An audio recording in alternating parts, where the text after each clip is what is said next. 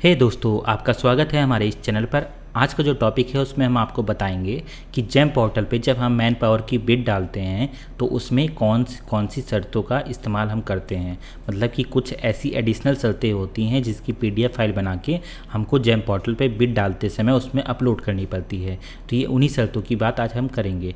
इससे पहले वाले पार्ट में हमने जेम पोर्टल की बेसिक के बारे में बात की है, तो अगर वो वाला वीडियो आपने नहीं देखा है तो उसका लिंक मैं ऊपर आई बटन पे दे दूंगा, आप वहाँ पे जाके देख सकते हैं। तो चलिए आज की एडिशनल शर्तें जो तैयार करनी है, जिसको हमें जेम पोर्टल पे मैन पावर के बिड डालते समय डालना है, चलिए उनकी बातें करते हैं।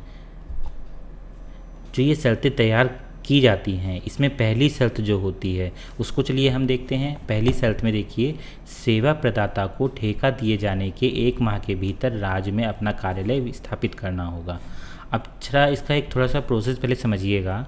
जब हम जेम पोर्टल के माध्यम से कोई बिड डालते हैं, मतलब कि अपने नियम शर्तों के आधार पर कोई बिड डाली जाती है, तो उसमें संस्थाओं द्वारा प्रतिभाग किया जाता है। और जब संस्थाओं द्वारा प्रतिभाग किया जाता है तो अगर 10 संस्थाओं ने प्रतिभाग किया है तो उसमें से किसी एक संस्था का चयन होता है जो जेम पोर्टल के माध्यम से होता है। तो उस संस्था को हम कुछ शर्तें बताते हैं कि इन शर्तों का पालन आपको करना होगा। ठीक है, तो ये वही शर्तें हैं। ओके, अब पहली शर्त में जो बता रहे हैं हम ये कह रहे हैं संस्था से कि आप जब आपका चयन हो जाएगा तो आपको 1 महीने का समय मिलेगा। अगर आपका कार्यालय उस राज्य में नहीं है जिस राज्य में के लिए हमने बिड डाली हुई है, तो आप वहाँ पर उस राज्य में एक कार्यालय की स्थापना करेंगे। ओके, पहली शर्त तो ये हो गई। दूसरी शर्त जो हो गई वो हो गई, सेवा प्रदाताओं को पर्याप्त संख्या में योग्य जनशक्ति प्रदान किए जाने की होगी और जो क्रेता द्वारा वांछित तरीके से परियोजना विभाग के कामकाज का समर्थन करने में सक्षम होगा। मतलब एक शर्त हम ये भी डाल देते हैं कि संस्था के द्वारा जो आउटसोर्सिंग कर्मचारी उपलब्ध कराए जाएंगे वो योग्य होंगे और कार्य करने में दक्ष होने चाहिए। ओके, तो इस तरह के कर्मचारियों को संस्था के द्वारा उपलब्ध कराना होगा। ये शर्त भी हम एडिशनल शर्तों में डाल देते हैं। अब चलिए नेक्स्ट जो है वो ये है कि सेवा प्रदाता संस्था जो होती है वो बिना विभाग की अनुमति के किसी कर्मचारी की अदला बदली नहीं कर सकती है। तो ये तीसरी शर्त होती है। यहाँ हम देख लेते हैं, सेवा प्रदाता विभाग में कार्यरत किसी भी व्यक्ति की अदला बदली नहीं करेगा। सेवा प्रदाता विभाग में कार्यरत सेवा प्रदाता विभाग द्वारा प्राप्त अनुशंसा के बाद ही किसी मौजूदा कर्मचारी को हटाया या बदल सकता है।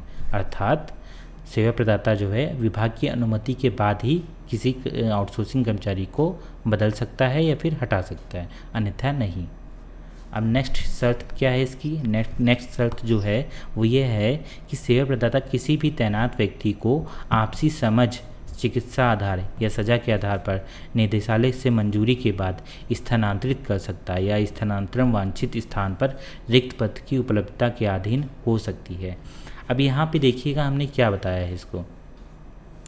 मतलब यहाँ पे एक चिकित्सा आधार, मतलब कि अगर किसी आउटसोर्सिंग कर्मचारी की मेडिकल प्रॉब्लम है, मतलब कि वो विकलांग है या फिर कोई और मेडिकल प्रॉब्लम है, तो उसके आधार पे उस कर्मचारी का विभाग से अनुमति लेने के उपरांत ट्रांसफ़र किया जा सकता है।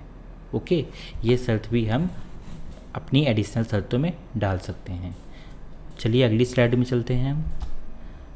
अब इसमें देखिएगा, इसमें हम क्या बता रहे हैं, सेवा प्रदाता यह सुनिश्चित करेगा कि नामांकन से पहले सभी मौजूदा कर्मचारी सेवायोजन पोर्टल में पंजीकृत हो गए हैं। अब इसको थोड़ा ध्यान से सुनिएगा। जो संस्था चयनित होती है वह जो पुराने कर्मचारी ऑलरेडी विभाग में काम कर रहे हैं उनका रजिस्ट्रेशन जो है वो सेवायोजन पोर्टल पे करता है। जबकि अगर नए कर्मचारी का चयन करना होता है तो वो नए कर्मचारी का चयन सेवायोजन पोर्टल के माध्यम से ही कर सकता है। इसका तात्पर्य ये नहीं है कि सेवायोजन पोर्टल पर जो भी कर्मचारी उपलब्ध हैं उनको सीधे ले ले। उसके लिए एक निर्धारित प्रक्रिया बनाई गई है। मतलब कि सेवा योजन पोर्टल पे रिक्तियां प्रकाशित करनी पड़ती हैं। उसके बाद उस रिक्तियों को पब्लिश होने के बाद उसमें आवेदकों द्वारा आवेदन किया जाता है। फिर जितने आवेदकों ने आवेदन किया है उनकी परीक्षा होती है, टाइपिंग टेस्ट हो सकता है या फिर उनका इंटरव्यू हो सकता है। फिर उसका चयन, जिसका चयन होगा उसका रिजल्ट निकलता है। अब उस वैकेंसी के आधार पर तब चयन होता है। ठीक है, तो ये पूरी प्रक्रिया सेवायोजन के माध्यम से करने के बाद ही किसी भी आउटसोर्सिंग कर्मचारी का चयन किया जा सकता है। अब नेक्स्ट देखते हैं इसकी शर्त। सेवा प्रदाता जियो दिनांक इतना इतना और इतने के सभी प्रावधानों का पालन करना होगा। अब इसमें एक हम शर्त और डाल देते हैं जिससे हमारा बचाव होता है। मतलब एमएसएमई जो सूक्ष्म लघु मध्यम उद्यम विभाग है, उसी के द्वारा जेम पोर्टल संबंधी शासनादेश निर्गत किए जाते हैं। तो इसके जो शासनादेश हैं वो यही हैं: 18/12/19 का शासनादेश सूक्ष्म लघु मध्यम उद्यम विभाग का, 18/8/2020 का और 25/8/2020 का। और ये शासनादेश का लिंक मैं जो हूँ आपके डिस्क्रिप्शन बॉक्स में नीचे दे दूँगा, आप वहाँ पे जाके देख सकते हैं। ठीक है, इन शासनादेशों के आधार पर ही इस शासनादेशों में जितने भी प्रावधान दिए हैं, ये एक शर्त डालने से उन सभी का अनुपालन सुनिश्चित हो जाता है इस पे। ठीक है, चलिए नेक्स्ट वीडियो में देखते हैं। नेक्स्ट शर्त हमारी है, सेवा प्रदाता हर महीने संबंधित अधिकारियों को तैनात कर्मियों के संबंध में ईपीएफ और ईएसआईसी के खाते में जमा राशि का विवरण क्रेता को प्रस्तुत करेगा। और सेवा प्रदाता खरीदार कर्मचारी को ईपीएफ और ईएसआईसी खाता संख्या की सूची, वार्षिक ईएसआईसी पर्ची की प्रति और ईएसआईसी कार्ड की प्रति आदि प्रस्तुत करेगा। इसका क्या मतलब हुआ? इसका मतलब ये है कि जो सेवा प्रदाता संस्था होगी वो किसी सभी आउटसोर्सिंग कर्मचारियों का ईपीएफ और ईएसआईसी निर्धारित समय अवधि तक जमा करने के उपरांत उसकी जो स्लिप होगी, जमा रसीद जो होगी, वो क्रेता विभाग को सौंपेगा, उपलब्ध कराएगा। साथ ही साथ जो ईएसआईसी में कटौती की जाती है उसके लिए ईएसआईसी कार्ड भी संस्था विभाग को उपलब्ध कराएगा एक निर्धारित समय अवधि में। ओके, चलिए अगली शर्त देखते हैं। अगली शर्त जो है वो है, सेवा प्रदाता अपने कर्मियों को व्यक्तिगत दुर्घटना और कर्तव्यों का पालन करते हुए मृत्यु के खिलाफ उपयुक्त बीमा के साथ कवर करेगा और इस संबंध में क्रेता का कोई दायित्व नहीं होगा।